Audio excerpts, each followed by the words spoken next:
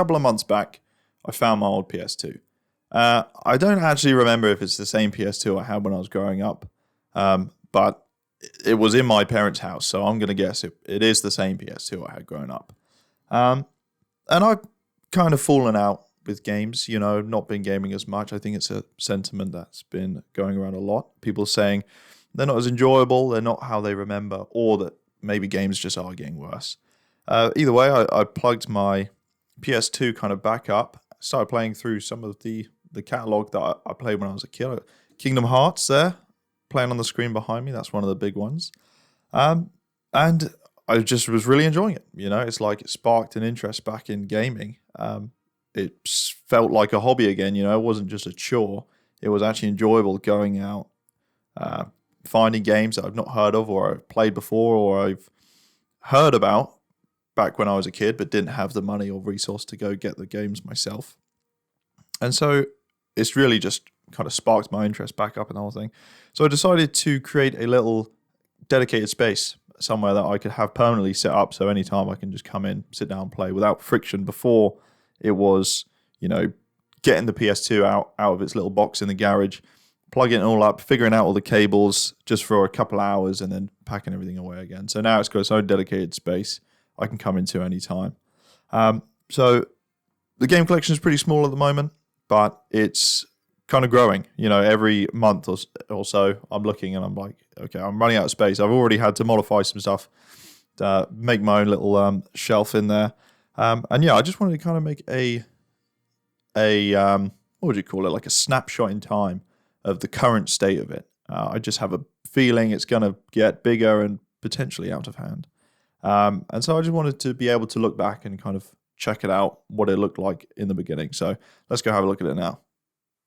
So this is what the gaming setup looks like as I walk into the room. The shelf itself is like a galvanized steel shelf. I think it's normally used for garages and sheds and things like that. But it suits my needs for this gaming setup.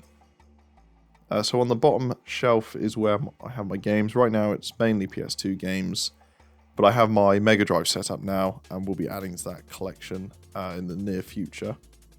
I've been really enjoying racing games recently, where you can just pick up and play for 10 minutes, you don't have to worry about loading in. One in particular has been MX Superfly. It's like a motorbike racing game with a focus on doing like stunts and tricks. It's got an amazing soundtrack, like early 2000s metal kind of vibe. Another game I was really happy to pick up is Time Splitters 3. The campaign is just as good as I remember from when I was a kid. This one also supports 4-player split screen, which I'm planning a session around, so hopefully get 4 people playing on that. My only Mega Drive game right now is Mickey's World of Illusion. I needed a game to test that my Mega Drive worked, and this was basically just the cheapest one I could find. Turns out it is actually a pretty good game though. I played through it the same day that I got my Mega Drive all plugged up and working.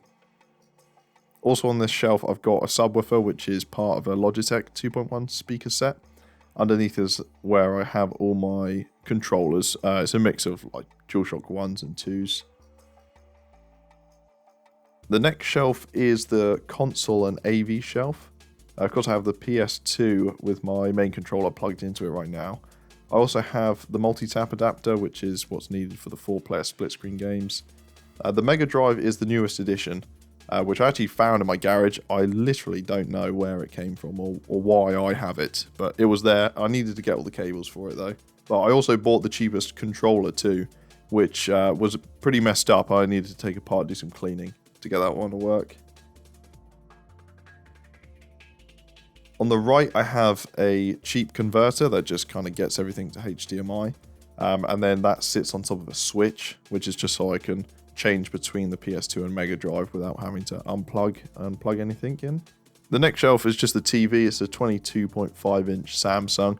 It's the next thing on the list for a serious upgrade, hopefully something a bit nicer. I have some random decorations that I've picked up in various travels as well. The top shelf is a bit of a work in progress. I've got my 2 speakers, which is the set from the subwoofer. Also have just some comic books and my handheld consoles. I've got my original Game Boy Advance SP with Pokemon Sapphire and Ruby, which is the ones I had when I was a kid. The only DS game that I've got is Lock's Quest, which is from my original collection. I don't know where my others are gone, but Lock's Quest is a bit of a hidden gem, in my opinion. I also picked up Monster Hunter.